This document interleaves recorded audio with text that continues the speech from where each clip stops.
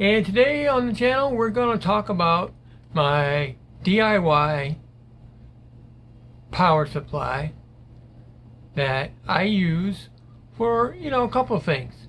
Powering my flashes, primarily my Alien Bees strobes, and, general charging needs when camping or picnicking.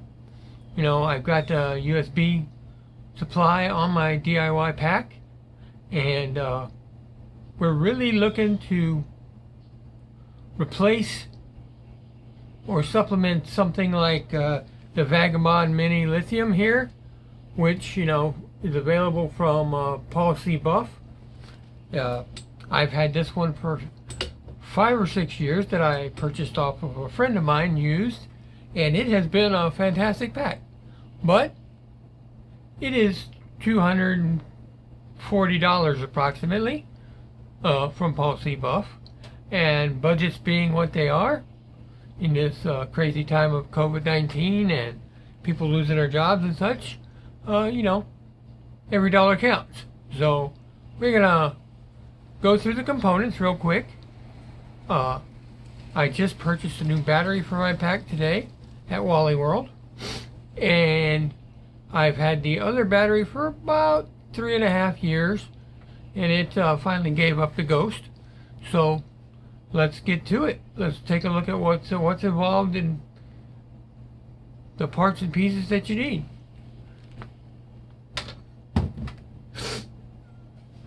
Alright, so the first thing you need is this, a U1 battery box. You can get these at Walmart, Amazon, pretty much anywhere batteries are sold. Amazon, they're about $10 to $20 depending on how much you want to pay. The next thing I need is a cigarette lighter socket USB combo, which I got at Walmart for about $7. That's been a while, so they might be a little more, a little less. I got a switch, which I got at Walmart for about $4. Now my big ticket item for this project is going to be my pure sine wave inverter. Now I've had this thing on here for about 4 years, and I have done many photo shoots with my Alien Bees plugged into this guy, and so far it's held up very well. I think I paid about $60 for this inverter. Don't quote me on that, it's been a few years, but a quick search on Amazon will get you all sorts of choices for more or less wattage. Now, to assemble this, what I did is I took my battery box and held my inverter up to it with a with an awl, which is basically just a sharp pointy metal screwdriver like device, and made some marks. You can see there where I've got bolts through the inverter, through the plastic on both sides. That sound a little crazy. Once I mounted the inverter, we mounted up the cigarette lighter USB adapter to the top and wired this switch in so that I could shut this off. This particular one has a LED which indicates that there's power to the switch, and that thing stays on all the time. So that's what the switch is for. So I don't want that LED draining my battery when I'm not using it. So I just use the switch to cut off that socket. As far as the battery goes, I use the stock cables that came with my inverter.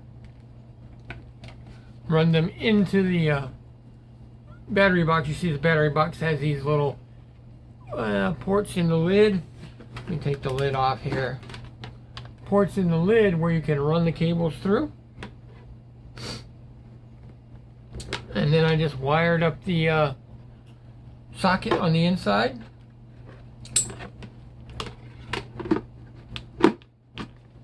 Now, these I went with a U1 Everstart lawn tractor battery. That was my cheapest budget choice. Now, if you look up U1 battery on Amazon, you can get sealed lead acid, AGM batteries, and they all just go up in price depending on what you're looking for, your amp hours, etc. This Everstart battery has 230 cold cranking amps, which doesn't really relate to amp hours. It's a little difficult to calculate that with a standard starting type battery. But this Everstart U1R was about $25. So we probably have about $40 total in this DIY battery pack. Now, this U1 battery has terminals that have a hole in it like that. So what we did was popped over to Home Depot, grabbed us some bolts with wing nuts on there so that we could attach our inverter cables, and that's about it. I'm gonna pop this new battery into my pack, and then we'll go outside here and hook up an Alien Bees strobe and give it a test and show you how it works. Alright, see you back in a minute.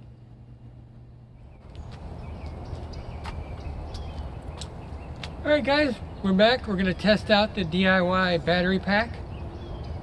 As we went over before, this thing is 300 watt second, not 300 watt second, 300 watts inverter, pure sine wave. And today we have it hooked up to our Alien Bees 1600, which is the most powerful portable strobe that I have. So we're going to give this guy a try. We're going to start out at the lowest power setting and work our way up. And as you can see, I have the DIY power pack with the Alien Bees plugged in there. We're just going to set that down. And I don't have a remote hooked up to this, so we're going to use the test button. And we're going to start out a few shots using the test button on the lowest power setting. 2, 3, 4, 5, 6, 7, 8, 9, 10. So, the lowest power setting, it's almost an instant recharge. No problem at all. We'll move this up to about halfway on the power setting. 1/2. Test shot to recharge. Okay, so now we're at half power. And we're going to go ahead and give this about 10 shots. 1, 2, 3,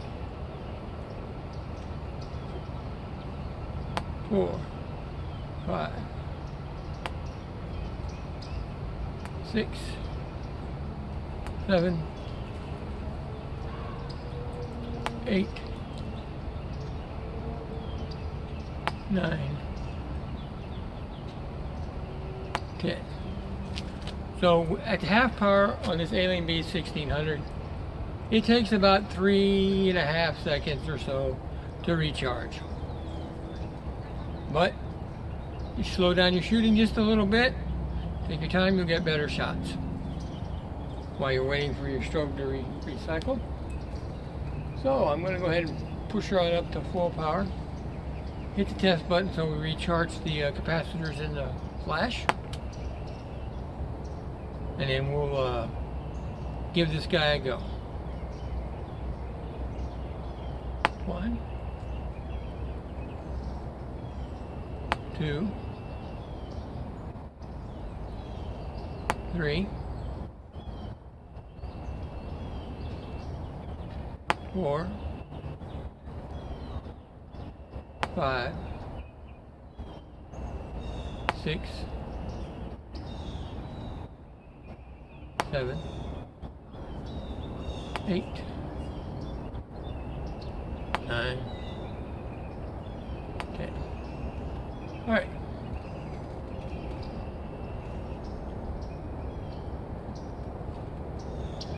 So, as you can see, the power pack performs pretty well. Those high power settings takes a little longer. So, you know, if you're out trying to overpower the sun, just have to take your time while you use that time to perfect your pose with your model, for example. And you probably won't even notice that it takes a little longer. So like I said, at those low power settings, maybe you're shooting in a confined space,